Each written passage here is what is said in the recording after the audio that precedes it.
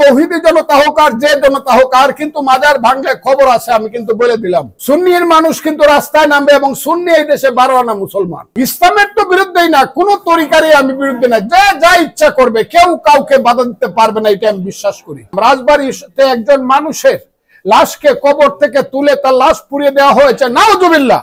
যারা এই কাজ করেছে তারা মুসলমান না। আমি সমস্ত মানুষকে, সমস্ত ধর্মকামী মুসলমানকে আমি এই সবের প্রতিবাদ না, শুধু আমি তাদের প্রতিরোধ করতে বলি, এবং এই কাজ যাতে না হয়। ইউনূস সাহেবের আমলে এই সব অপকর্ম হচ্ছে, সরকারকে আমি সাবধান বাণী উচ্চারণ করছি, মানুষকে ঘর থেকে বের করে ইমানদার মানুষকে দিয়ে আর এই দেশে ধর্মীয় গৃহযুদ্ধ লাগায়েন না, আপনারা এটা বিরত করেন, আমি তাদেরকে আহ্বান করি। আমি কোন ধরনের ইসলামের তো বিরুদ্ধেই না, কোন তরিকারই আমি বিরুদ্ধে না, যে যা ইচ্ছা করবে, কেউ কাউকে বাধা দিতে পারবে না, এটা আমি বিশ্বাস করি। এবং আজকে এই দিনে আমি মনে করি আমার দিনের নবী হযরত মুহাম্মদ সাল্লাল্লাহু আলাইহি ওয়াসাল্লাম হলো এই পৃথিবীর যত বিশ্ব ব্রহ্মাণ্ড আছে সবারই নবী তিনি। কাজেই তাকে সম্মান করা সবার উচিত। কারণ আপনারা জানেন একজন ইংরেজ, ব্রিটিশ একজন, যিনি সারা পৃথিবীর গবেষণা করেছেন ধর্মপ্রাণদের উপরে, ওলিয়া উলিয়া গাছ কুতুবদের নবী রাসূল, তিনি বলেছেন Muhammad is the best great এবং the all greatest personality in the world. কাজেই মুহাম্মদের অপমান যারা করে তারা মুসলমান না। আমি সেই হযরত মুহাম্মদ সাল্লাল্লাহু আলাইহি সাল্লামের উম্মত, আল্লাহর বান্দা, নবীর উম্মত, আমি সেই পথে চলছি। কাজে নতুন করে চলছি না, কারণ আমাকে যেতে হবে। আমি আল্লাহ বিশ্বাসী, আমি রসুলে বিশ্বাসী, আমি কোরআনে বিশ্বাসী, ধর্ম ইসলাম ধর্মে বিশ্বাসী লোক।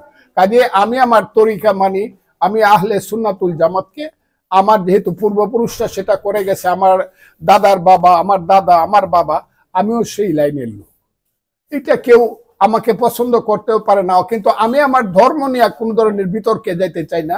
আমি বিতর্কে যাব আমার রাজনীতি নিয়ে। ধর্ম হলো আমার নিজস্ব ব্যাপার, স্রষ্টার সঙ্গে সৃষ্টির যে সম্পর্ক, আল্লাহর সঙ্গে আমার সেই আমি তার সৃষ্টি, তার সেই সম্পর্ক, এটা আল্লাহ জানে আর আমি জানি, এটাই আমার কথা। আর ভাঙলে কিন্তু তৌহিদি জনতা হোক আর যে জনতা হোক, আর কিন্তু মাজার ভাঙলে খবর আছে, আমি কিন্তু বলে দিলাম। মানুষ কিন্তু এই দেশের ইমানদার মানুষ কিন্তু রাস্তায় নামবে, কথাটা কিন্তু বললাম।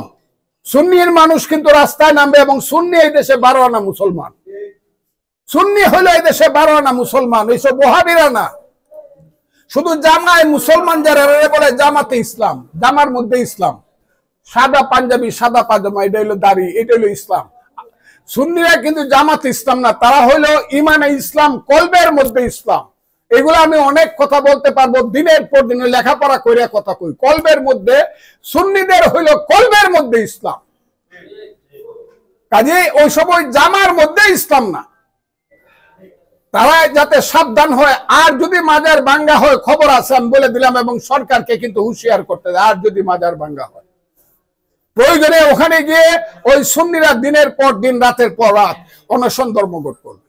আমি কথাটা বলে দিলাম।